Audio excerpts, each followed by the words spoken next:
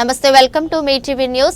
జగిత్యాల జిల్లా కేంద్రంలోని ఎమ్మెల్సీ జీవన్ రెడ్డి గారి నివాసం ఇందిరాభవన్లో పట్టభద్రుల ఎన్నికల సందర్భంగా ముఖ్య కార్యకర్తలతో సమావేశంలో ప్రసంగించారు.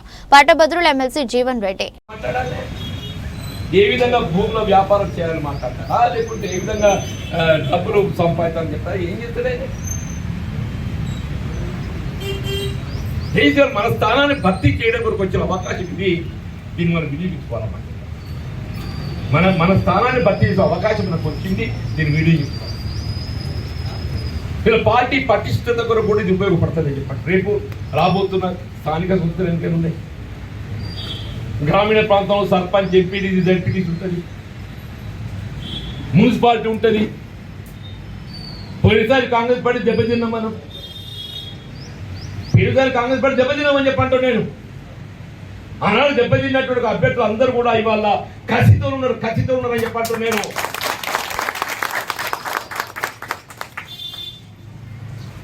ఇలా కసి తీసుకోవాలంటే ఇది మొదటి మెట్టు. ఈ శాసన మండలి ఎన్నికల్లో ఏదైతుందో మన అభ్యర్థి ఎన్నిక కొరకు ఏదైతుందో మన తీవ్రంగా కృషి చేసి ఓటర్ అప్రోచ్ పెట్టి మనం ఒకసారి ఒక ఓటర్ అప్రోచ్ చెప్తుంటే కాంగ్రెస్ పార్టీ ప్రజల్లోకి పోతుంది. కాంగ్రెస్ పార్టీ ప్రజల్లోకి పోతుందని చెప్పంటూ నేను మనం ప్రతి ఓటర్లను కలవాల్సిన అవసరం లేకున్నా కానీ గ్రాడ్యుయేట్ అయితే కలుస్తాం కానీ మన కలవడానికి ఒక అవకాశం వస్తుంది. దాన్ని వినియోగించుకోవడం ఏదైతుందో మన కార్యకర్తల యొక్క బాధ్యత. ఈ అప్రోచ్ ఏదైతుందో రేపు భవిష్యత్తులో స్థానిక సంస్థల్లో మనకి ఉపయోగపడుతుంది. దయచేసి ఆ దృష్టితోని ఇవాళ మన 2 ఎన్నికలు పోయి ఉన్నవి అంటున్నా. సరే, నాకైతే కసి ఉండదు. ఇంకేం చేస్తా, ఏం పదవి వస్తున్న దానికంటే ఎక్కువ ఏదైతుందో నేను ఏం కోల్పోయిందో దానికి ప్రతిగా మనం దీన్ని రాబోయే ఎన్నికల్లో విజయం సాధించాలి అన్న కసి నాకైతే అందరం కూడా ఆ దృక్పథంతో ముందుకు పోవాలని చెప్పంటూ నేను ఇవాళ వాస్తవంగా కూడా కాంగ్రెస్ వచ్చింది. కొంతమంది అంటారు దేశ కాంగ్రెస్ వచ్చింది, ఏం చేసింది. నేను అంటున్నా, దశాబ్ద కాలంలో మీరు అమలు చేసిన కార్యక్రమాలు అన్నీ కూడా అమలు చేసుకుంటూ ఏ ఒక్కటి కూడా నిలిపేయలేదా? అదనంగా ఏ రుణమాఫీ మన అందరికి కల్పించలేకపోయినా కొద్దిమంది మిగిలిన్నారనే ఒక భావన కలిగి ఉన్నవే. వాస్తవం కూడా మిగిలిన కొద్దిమంది నేను కాదన్నా. కానీ రుణమాఫీ గురించి నేను చెప్తే మీరు ఆశ్చర్యపోతారు.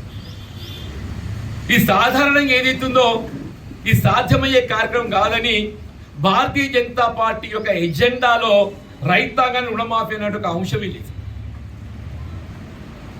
ఇవాళ దేశం మొత్తం మీద అధికారం ఉన్నది కానీ భారతీయ జనతా పార్టీ యూపీఏ ప్రభుత్వం సోనియా గాంధీ గారు ఏదైతే దేశం మొత్తం మీద ₹1,00,000 వరకు ఏకమొత్తంగా రుణమాఫీ చేసింది. ₹1,00,000 వరకు అని చెప్పండి. భారతీయ జనతా పార్టీ మోడీ గారు, నరేంద్ర మోడీ గారు ఏదైతుందో ఆయన 10 సంవత్సరాల అధికారం గడిచింది. ఆయన పెట్టుబడిదారులకు, అంబానీ అదాని లాంటి వారికి ఏదైతుందో లక్షల కోట్ల రూపాయలు ఏదైతుందో బ్యాడ్ డెప్ట్ అని చెప్పని, ఇది రికవరీకి సాధ్యం కాదు అని చెప్పని వాళ్ళకు మాఫీ చేస్తాడు. రైతాంగాన్ని మాత్రం ఏదైతుందో మాఫీ చేయాలని ఆలోచన దృక్పథం భారతీయ జనతా పార్టీకి నిజమవుతుంది. మరి అటువంటి ఒక పార్టీ మనం అడిగేటువంటి నైతిక హక్కు ఉన్నదే. ఇంకో పార్టీ బీఆర్ఎస్ పార్టీ పాపం వాళ్ళు చేద్దామని చెప్పి అనుకున్నారు. గతంలో 2 సార్లు 2014లో కానీ 18లో కానీ ప్రయత్నం చేసింది. 14లో కోసెళ్ళింది. 18కి వచ్చేవరకల్లా కొసకు తట్టుబట్టారు. లక్ష్య చేయలేకపోయాడు. చివరికి ఏం చేసిన మొన్నటి ఎన్నికలు 2023 ఎన్నికలు ఏది